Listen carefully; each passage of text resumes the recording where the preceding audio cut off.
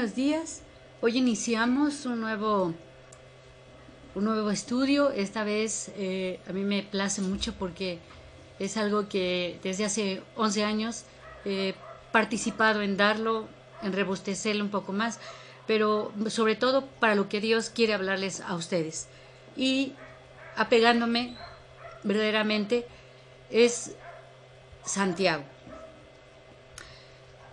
Y mi anhelo es que ustedes lleguen a comprender mejor por qué Santiago escribió su carta y cómo la organizó y abrigó esa esperanza de que eso cambie y transforme sus vidas, como también creo lo ha hecho con la mía.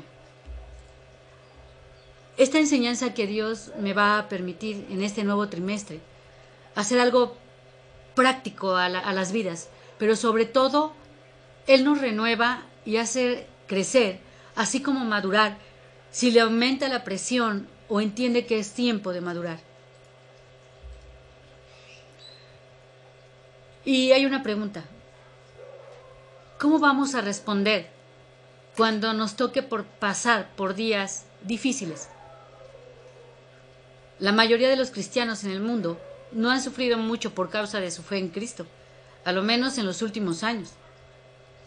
La iglesia cristiana en el primer siglo sufría mucho por causa de Cristo. En medio del sufrimiento aprendieron mucho en cuanto a ellos mismos y en cuanto a la verdadera naturaleza de esa fe. Aunque nuestras circunstancias son distintas hoy, todos hemos pasado por días muy difíciles. La aflicción demuestra la verdadera naturaleza de la fe que profesamos tener en Cristo. Y al estudiar esta carta a la iglesia en medio del sufrimiento, consideraremos la realidad de nuestra fe y la manifestación en medio de la aflicción en nuestras vidas. Y bueno, ¿quién era Santiago? El diccionario bíblico ilustrado contiene Santiago, contracción de Santo y Jacobo, hebreo Jacobo.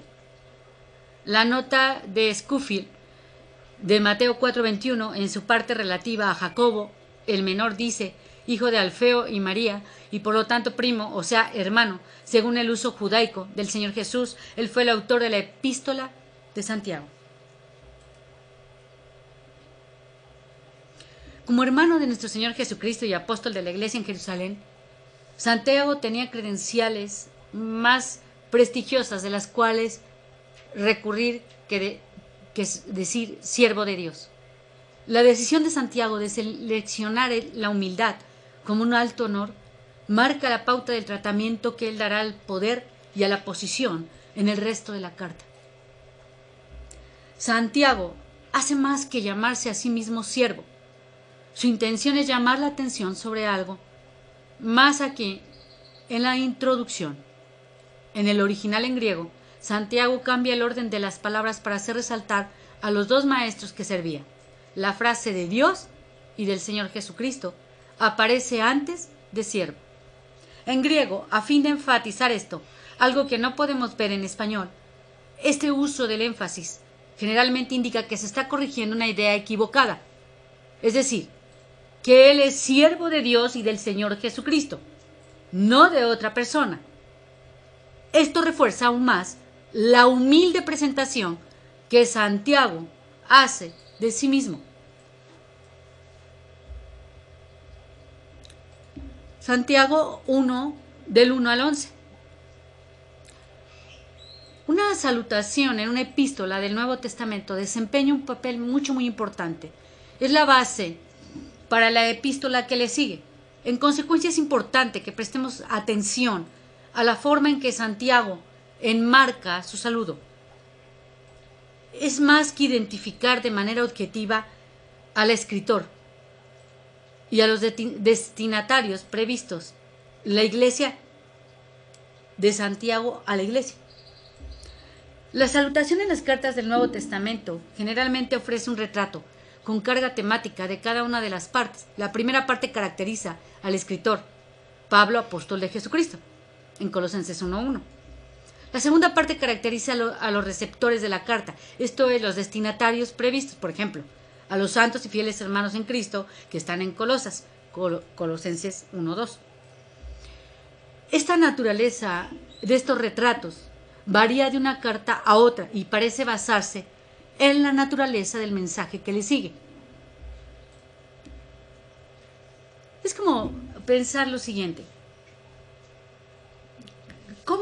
Yo no sé cómo escriba usted un correo electrónico o no sé cómo usted escriba, digo, antes se hacían cartas, ¿no? Pero yo recordaba la forma de escribir de mi mamá y tenía una particularidad que solo yo sabía que esa carta, independientemente de la letra, sabía que era de mi madre. Ahora, hay que pensar en qué forma nosotros introducimos o presentamos un día. Imaginar por un momento que si me presento como un expositor, si alguien le presenta como una conferencista bíblica en algún lugar, ¿qué pensaría la gente si el maestro de ceremonias me presentara como el papá de Ricardo e Isel o la editora de un periódico de política o activista? No vamos a hacer referencia a las credenciales del ministerio. También soy mamá y sobre todo solamente porque Gobernación me dio una credencial de ministra de culto y más claro, me dedico a referir la escritura de Dios como auténtica y no por mí, sino por Él. Entonces, no hay importancia alguna para la tarea que en este momento nos ocupa. A mí, enseñar la Biblia. La audiencia quisiera tener alguna seguridad de que pudiera ser una maestra creíble. Como por ejemplo, si soy teóloga o llamada, etc., no se trata de escoger cualquier referencia o credencial, sino aquella que mejor se adapta al contexto específico. Vamos a ver un propósito y el tema. Santiago o Jacobo les escribe con 3 propósitos principales. Animarles en medio de la aflicción. Corregir ciertos errores que se encontraban entre ellos. Enseñarles cómo vivir en un tiempo de desánimo y aflicción. Y para lograr sus propósitos, Jacobo les llama hacia una mayor confianza que el Señor frente a la persecución. La fe que Él quiere ver es una fe viva, que se manifiesta en obras. Una fe viva siempre produce fruto, aún en medio de la aflicción. Volvemos otra vez a los saludos en las cartas del Nuevo Testamento. Los destinatarios de las cartas ya sabían quién era el autor, al menos por su reputación, si es que no habían interactuado en forma personal con él. Además, las cartas eran llevadas por mano, en lugar de ser enviadas por algún servicio de mensajería como hoy lo podemos hacer. Y el portador de la carta podía aclarar la identidad del emisor. En consecuencia, hay que examinar las salutaciones en el sentido de que sirven a un propósito mayor que solo identificar el emisor y el receptor. Santiago, de manera intencional, presenta retratos temáticos que dan forma a la manera de que sus lectores lo habrían visto a él e incluso a sí mismos. Desde nuestra perspectiva moderna, los retratos escogidos limitan las posibles formas en que podríamos ver a Santiago o a aquellos a quienes él escribe.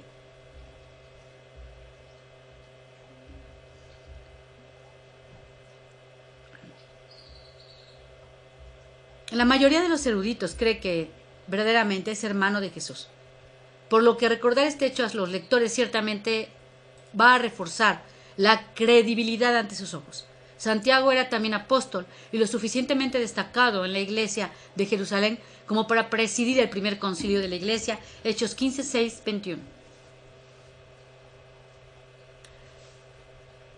En un momento van a ver ustedes una imagen de la cual quiero que la vean bien. Hablamos quién era Santiago, está Santiago 1:1, Santiago, siervo de Dios, Santiago, el pilar, hermano de Jesús.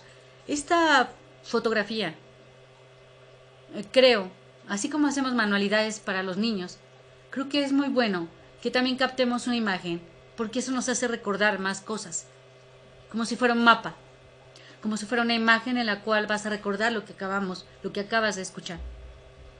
Ahora, potencialmente, también era uno de los líderes a los que Pablo presentó su evangelio para que verificara su ortodoxia. Las citas que yo te dé, recuerda, en el manual las tienes que poner. Yo te doy la cita. Entonces, para verificar esa ortodoxia, Hechos 9:26 al 29. Hechos 9:26 al 29. Y Gálatas 1:18. Y Gálatas 2:10. De manera potencial, Santiago podría haber citado cualquiera de estas referencias para establecer su autoridad por las demandas y exhortaciones que él hace en su carta. Sin embargo, ¿cuál es la referencia que escoge Santiago? ¿Qué quiere que piensen de él? No lo que nosotros podríamos haber pensado. Santiago se presenta como siervo, antes como un venerable líder, como un apóstol. Santiago, siervo de Dios y del Señor Jesucristo, va a presentar un indicio del rol temático que el estatus y la posición desempeñaran en esta carta. Recordemos que Santiago no creía en su hermano todavía, cuando empezó su ministerio. Pero vemos el poder de Dios tan grande para que este hombre, hoy con esa humildad entendida, de que lo quiere que lo identifiques. Esa identificación a los destinatarios presenta un retrato temático, al igual que la primera parte. En lugar de dirigirse a ellos como la iglesia de, o como los santos en, Santiago se refiere a ellos como las 12 tribus. Aparentemente esto significa las tribus de la nación de Israel, lo que evoca la caracterización del pueblo de Dios que hacen los escritores del Antiguo Testamento. Asimismo, agrega una descripción adicional, que en griego se encuentra separada de las 12 tribus. Esta descripción caracteriza a sus lectores como los dispersos o los esparcidos.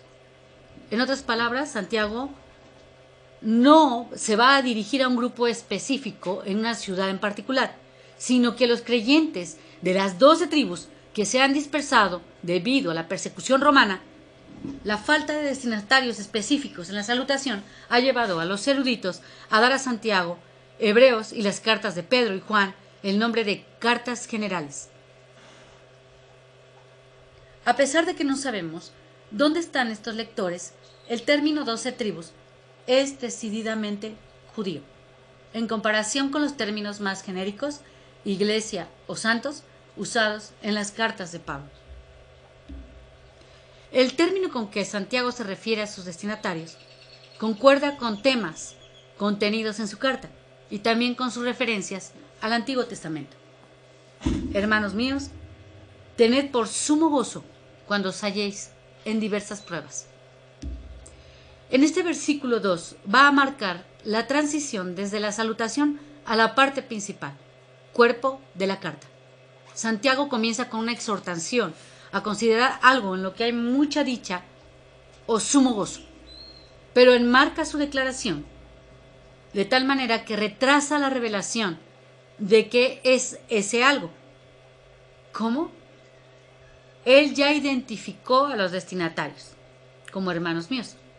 Ahora vamos a pensar, ¿está realmente hablando solo a los hermanos míos de las tribus dispersas? No. Dado que esta nueva expresión no limita a los destinatarios ni los cambia por otros, Santiago podría haberla excluido. Entonces, ¿por qué incluye esta referencia adicional? Hay dos razones para ello.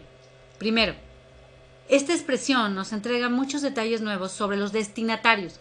Vuelve a caracterizarlos como una familia, como miembros amados, en vez de usar el término menos emocional de tribus dispersas. Puesto que esta expresión no indica a otros destinatarios, su objetivo es volver a caracterizarlos. Esto nos lleva a la segunda razón por la que Santiago agrega, hermanos míos. Esa referencia adicional de Santiago a sus destinatarios interrumpe el flujo de la frase, sirviendo como un freno al ritmo retórico antes de algo que es realmente importante. En general, dichas referencias a los destinatarios aparecen en el comienzo de la frase, captando la atención de un nuevo subgrupo de un público más amplio. Por ejemplo, en Efesios 5:22, 5:25,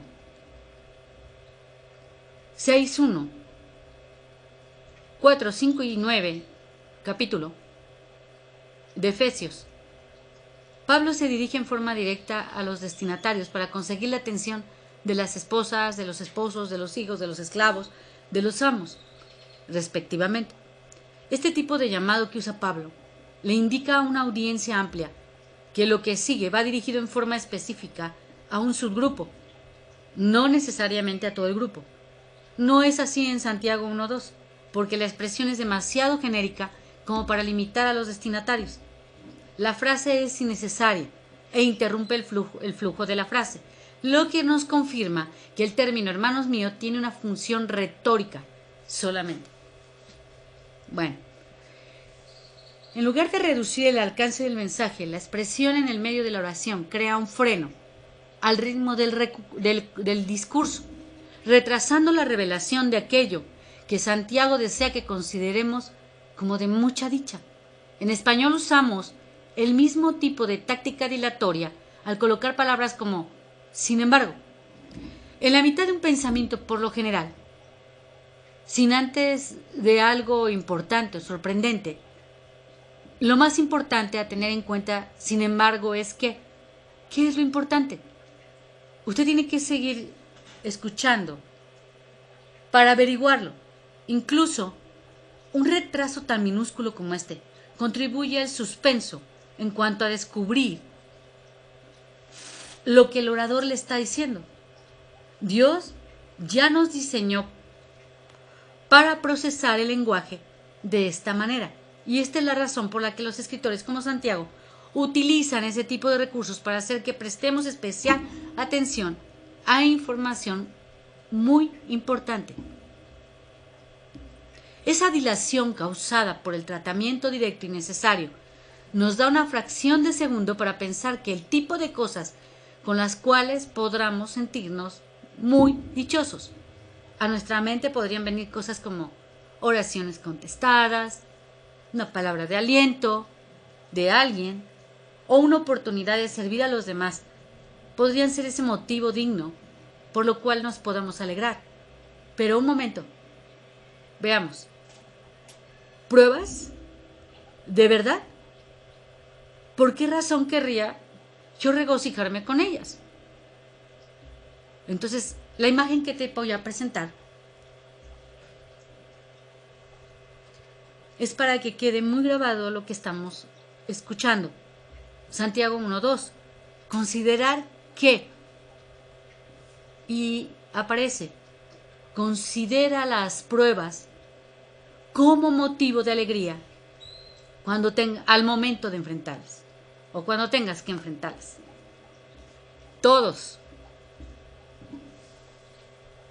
Y Dios, no hay nada que Él no sepa que nos debe de dar a cada uno.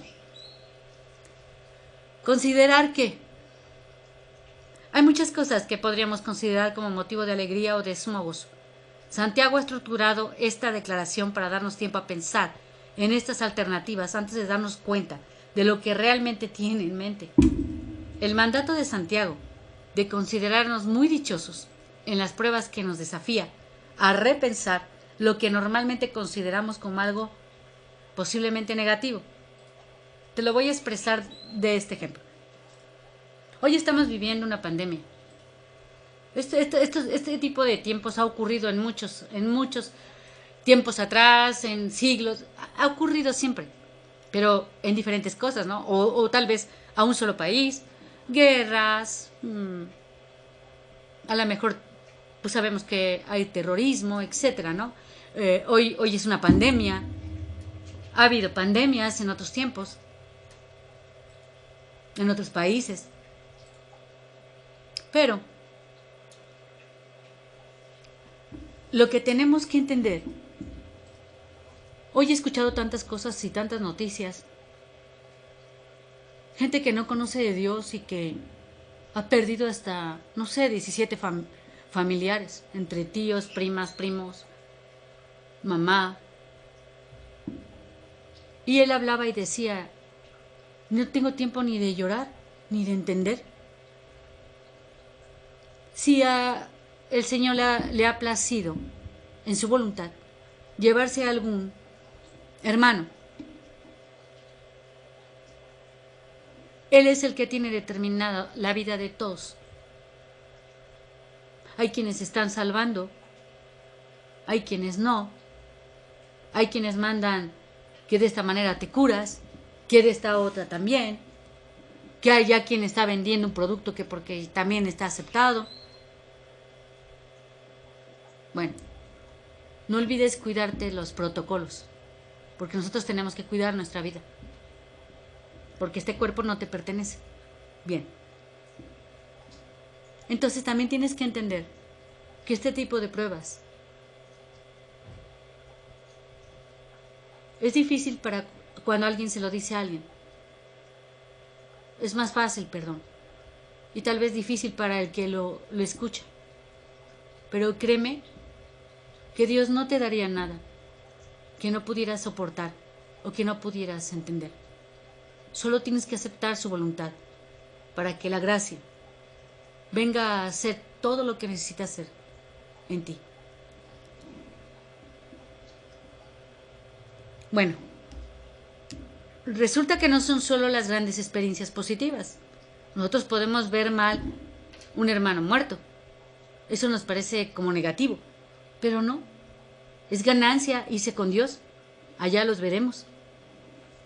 Pero el hombre razona y le encantan las experiencias positivas, ¿no? A quien no le gustan. Las que hacen crecer nuestra fe. Los versículos 3 y 4, sabiendo que la prueba de vuestra fe produce paciencia, mas tenga la paciencia su obra completa para que seáis perfectos y cabales sin que os falte cosa alguna. Nos dicen que las pruebas también desempeñan un papel importante. Santiago usa el énfasis en el griego para recalcar algunos puntos muy importantes. Debemos considerar muy dichosos cuando pasan estas cosas. En otras palabras, no se trata de que simplemente inclinemos nuestra cabeza y aceptemos lo que venga, ni tampoco que amenacemos con nuestro puño al cielo para quejarnos en el momento de las pruebas. Además, esta exhortación se aplica a todo tipo de pruebas que podamos enfrentar, multicolores, de todas formas. Y no nada más es un selecto grupo de ellas. En vez de tener una visión negativa de las pruebas, como si fueran una especie de castigo, Santiago nos insta a tomar una dirección inesperada, considerarlas de mucha dicha o gozo para nuestras vidas, debido al importante papel que desempeñan en nuestro crecimiento. Mira, mi nieto Moisés, mi hermoso nieto Moisés, así como mis otros hermosos nietos, fue una parte, tuvo muchas cosas, tuvo mucho llanto, tuvo mucho dolor, pero también tuvo mucha alegría, mucha alegría. Los que lo conocieron no dejaba de reír, solo lloraba cuando pedía de comer, que ya era urgente su hambre. Pero fue un niño con una franca sonrisa, fue algo muy hermoso vivido. Nunca lo había vivido tan de cerca como fue con él. Y yo sé, estoy segura. Algún día ahí te veremos. Allá nos veremos. Y para muchos podría ser una prueba. En su tiempo fue un poco dolorosa, pero comprendiendo más y creciendo más, yo doy gracias a Dios por la paz, por el amor que me dejó tener con Él y por haberlo conocido. Y porque yo sé que de ahí sacó cosas Dios para mí.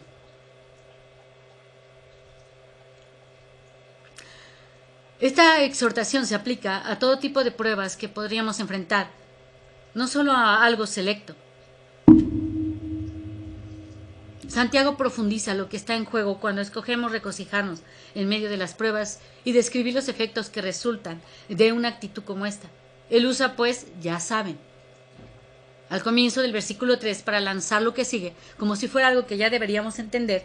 Es posible que no nos sientamos muy dichosos al momento de enfrentar los desafíos y soportar las pruebas, pero la posibilidad de crecer nos arroja una luz de esperanza. Los resultados que estas pruebas pueden traer a nuestra vida nos ofrece un gran incentivo para considerarlas de sumo gozo. Santiago, en estos versículos, describe algo que es un proceso de múltiples etapas que comienza con las pruebas. En el versículo 3, la refunde como una prueba de su fe, lo que nos entrega una visión más clara, precisamente de lo que tenía en mente en el versículo 2, con respecto a considerar las pruebas como algo en lo cual debemos sentirnos dichosos. Y en la imagen que te voy a presentar, de Santiago 1, versículo 3, 4, prueba de tu fe, vemos las pruebas, luego vemos la prueba cuando está en el fuego, ¿no? En la presión, y la constancia y el ser íntegro. ¿Lo estás viendo? Bueno, la prueba de tu fe. Santiago va a describir las pruebas más bien como un proceso que como sucesos. Él redefine las pruebas como una prueba de nuestra fe, lo que a su vez produce constancia. La constancia nos lleva luego a ser perfectos, un estado que Santiago define como ser maduros e íntegros, sin carencia de nada. Yo te voy a decir una parte de mi fe, en la parte de Moy. ¿Por qué lo mencioné? Cuando no conoces a Dios y tienes un bebé como él, sabemos que tenía síndrome de Down. Para mucha gente le espanta, le asusta, le da miedo, no sabe cómo. Hay hasta negación. O hay una sobreprotección. Y cuando es negación es tremendo. Yo recuerdo a una persona que se casó con una mujer que iba a la congregación y tenía un hijo así. Y él le decía a su hijo que no tenía síndrome, que el tipo de personas que tienen síndrome de Down no sienten. Y eso no es verdad. Tú los puedes abrazar, puedes reír con ellos, los puedes sentir. Y son niños muy inteligentes en muchas cosas. En mi fe, yo sabía, en esa fe que Dios me había dado, que el Señor nos lo había mandado por una razón y muy clara fue para muchos. Santiago define como ser maduros e íntegros, sin carencia de nada. Nuestro incentivo para perseverar ante las pruebas es el crecimiento y la madurez que Dios produce a través de ellas. Y yo creo que en mi nuera produjo mucho. Yo vi a esa mujer, a mi nuera, sus tiempos para hacerle su comida, la paciencia, el amor hacia él y todo lo que hacía por él, al igual que su papá y aún su hermana.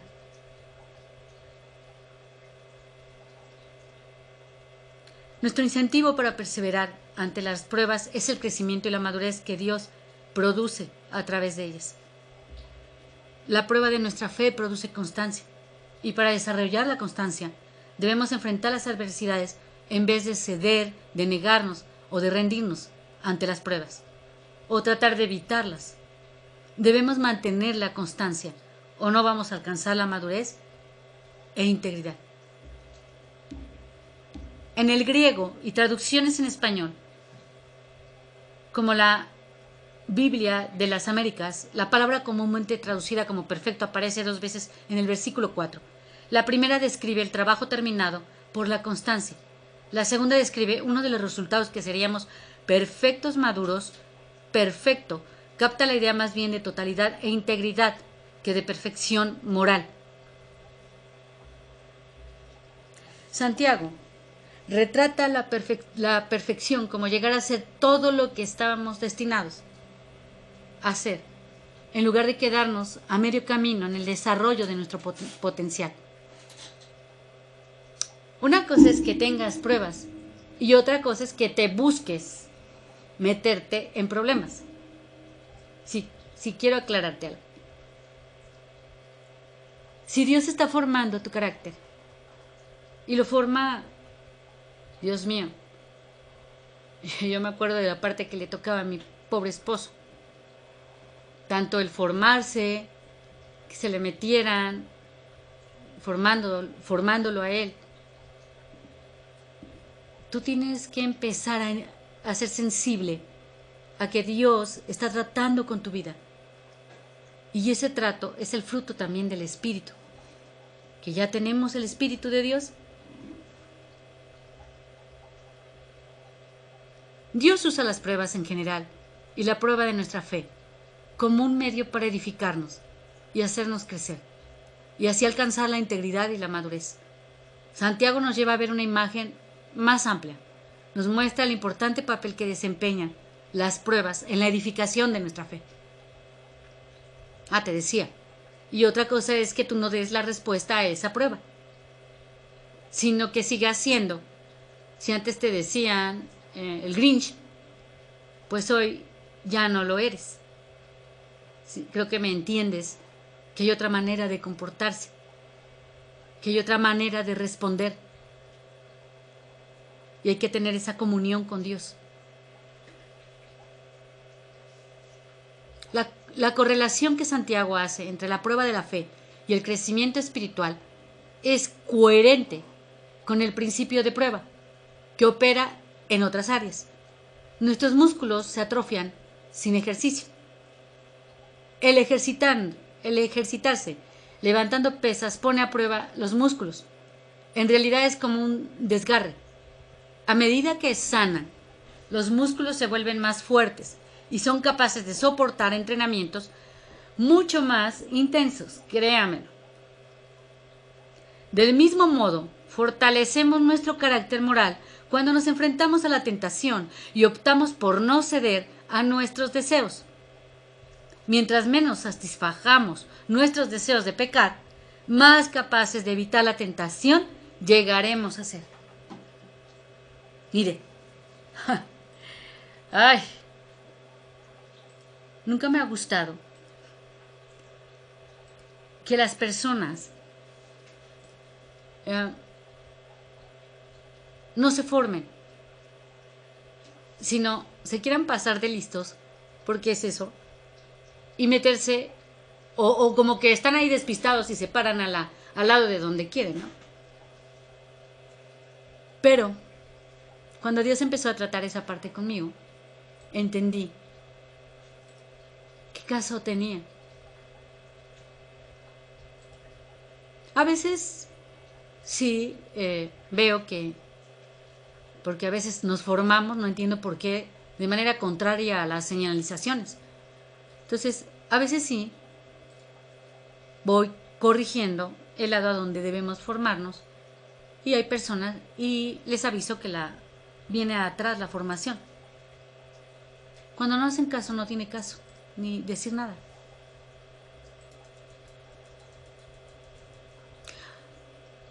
A medida que sanan los músculos, como les decía, se vuelven más fuertes y son capaces de soportar entrenamientos muy intensos. Y de ese modo fortalecemos nuestro carácter moral cuando nos enfrentamos a esa tentación y optamos por no acceder a nuestros deseos.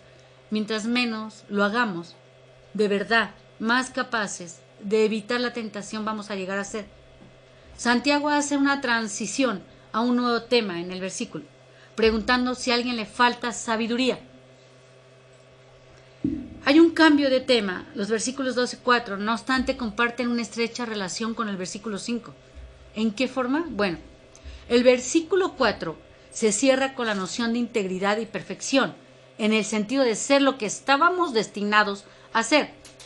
La transición de Santiago a la falta de sabiduría es entonces una especie de caso de prueba, un ejemplo práctico del tipo de cosa de la que alguien podría carecer. Y hay una nueva imagen, Santiago 1:5, que habla, adquirir sabiduría, como pregunta en tu cabeza. Y tiene un recorte como un bracelet, como no sé por qué se me olvidó, como cuando hacemos un rompecabezas. La pieza es importante. ¿Te fijas cómo está salida de tu cerebro? Si no hay sabiduría, ¿cómo? ¿Adquirir sabiduría? Santiago está formulando una pregunta retórica, dirigida indirectamente a sus destinatarios. En vez de preguntar, ¿tienen falta de sabiduría? Él pregunta, si hay alguien entre ellos que carezca de sabiduría. Este enfoque menos directo enmarca la pregunta más como una posibilidad hipotética que como una acusación. El objetivo es introducir la solución al problema, no acusar a alguien de ser poco sabio. En el versículo 5, Santiago nos hace saber que soportar las pruebas va a edificar nuestra fe, pero que vamos a tener otras necesidades espirituales, como por ejemplo, sabiduría. La buena noticia es que Dios va a satisfacer también esa necesidad. En lugar de referirse a Él usando una expresión estándar como Dios o el Señor, Santiago lo redefine como el que da a todos generosamente sin menospreciar a nadie. Este cambio de nombre ilustra el carácter de Dios. Fíjese, usted podría decir, a lo mejor yo tengo la primaria, yo tengo la prepa, yo tengo la universidad, puede tener lo que quiera, pero ese Dios tan grande, hasta el más sencillo, le va a dar esa sabiduría. Él no se va a molestar con nosotros por carecer de algo, por lo que no debemos temer pedirle lo que queremos. Santiago retrata la generosidad de Dios. Él está dispuesto a satisfacer esas necesidades y proporcionarnos lo que nos falta. Lo que Santiago describe en el versículo 5 es algo que está sonando genial. Todo lo que necesitamos hacer es reconocer nuestra necesidad y pedir al dador que no nos reprocha nada, y Él lo va a proporcionar. ¿Verdad que es algo real? Bueno. Sin embargo, hay una trampa. Las cosas no son tan definidas y claras como Santiago las hace sonar inicialmente. Cuando Santiago repite el mandato de pedir en el versículo 6, él vuelve atrás para examinar más detenidamente el asunto. A pesar de esa exhortación de Santiago en el versículo 5, a no tener miedo de pedir, él ofrece una presentación más sobria de lo que está implicando en el versículo 6. No es solo una cuestión de pedir sabiduría, tenemos que pedirla con fe. Él amplía el mandato ofreciendo un corolario negativo. Pedir con fe significa pedir sin dudar. Santiago destaca esto mediante el uso del énfasis en el griego. Sin dudar. ¿De qué manera podría estar pedir y dudar tan relacionados? Santiago nos va a entregar una ilustración práctica sobre los peligros de dudar en la segunda mitad del versículo 6, donde compara al que duda con las olas del mar, que son arrastradas y llevadas de un lado a otro. ¿Cuál es la conclusión? Los que dudan no deberían esperar recibir nada del Señor. Versículo 7. Ahora, piense en esto. Si usted pide algo dudando que lo recibirá, va a representar una enorme contradicción. Santiago escudriña aún más el concepto de dudar, describiendo a la persona que lo hace como de doble ánimo o inestable en todos sus caminos. Esto me recuerda al Señor dos caras, personaje de la obra Progreso del Peregrino, quien podía ver los méritos de toda opinión o opción, pero no podía tomar una decisión con respecto a cuál era superior.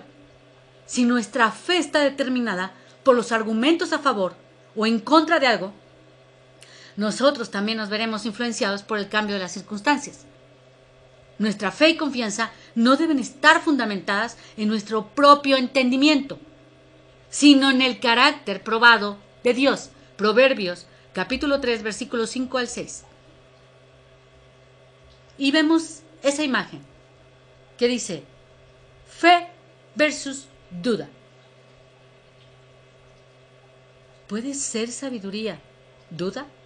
Fíjese qué bonita imagen. Porque si la puede recordar para cuando lo esté haciendo, que sea con sabiduría, pero sin dudar, sabiendo. Está como cuando los niños, ¿no? El niño no sabe el día de mañana, él sabe que va a comer, que va a desayunar y que va a comer y que va a cenar. No sabe ni cómo, pero él lo va a tener.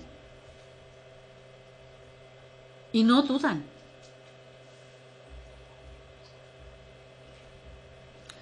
Fe versus duda. Si bien Santiago describe a Dios como generoso, que nos da sin reserva ni reproche, Dios sigue demandando que pidamos con fe, sin dudar. Santiago nos dice que la persona que pide pero duda es como las olas llevadas por el viento, una persona de doble ánimo que es inconstante en todo lo que hace. Él nos advierte que si pedimos dudando, no deberíamos esperar recibir algo de parte del Señor. Vamos a ver a lo largo del libro de Santiago, la vida de fe no es para los que se amilanan fácilmente. La fe exige que mantengamos nuestra decisión de confiar y obedecer, a pesar de las tormentas que puedan golpearnos, a pesar de las ofensas, a pesar de aquellas partes en las que nos pudieran difamar, a pesar de todo.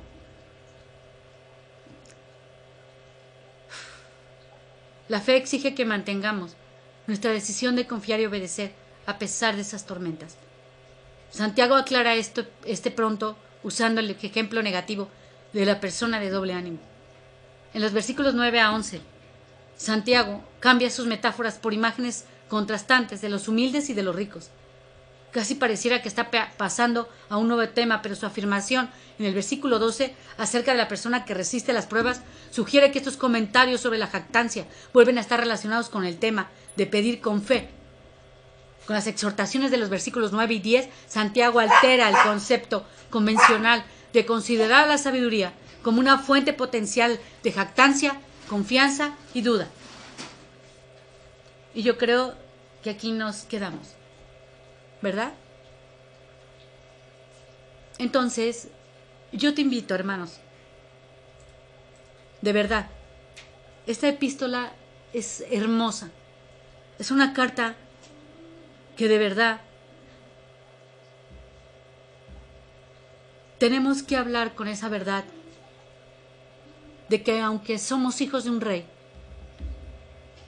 Él nos da todo. Y esto es algo invaluable, que nos va a formar, que nos va a hacer crecer en la fe, que nos va a hacer crecer en lo espiritual. No dejes. Y termina este ciclo. Recuerda, yo solo pido lo que es un manual, diré la fecha y es la otra parte eres tú. Vamos a orar para pedirle a Dios que tú puedas terminar este ciclo, esta enseñanza. Los que la vuelvan a tomar, qué bueno, nos va a ayudar porque esto nos hace más firmes, nos hace poner una casa, estar sobre la roca, nos haces crecer todavía más. A ti te damos gracias, Señor. Gracias por todo lo que nos enseñas, por todo lo que nos das, Padre. Nos has dado todo y ha sido completo. Esa salvación tan hermosa, Padre. Ese crecimiento que ahora somos tus hijos. Gracias, Señor. Gracias por recordarnos algunas y por ponernos más firmes en ti. Te amamos, te bendecimos, te glorificamos, Señor. Que nuestra vida es para ti. Yo te ruego por todos aquellos servidores, Señor, todos aquellos que están tomando esta enseñanza, para que seas tú, Señor, hablándoles, y de verdad que se puedan gozar de lo que están viviendo. En el nombre de nuestro Señor Jesucristo. Amén. Que Dios los bendiga, que estén muy bien. Nos vemos, si Dios lo permite.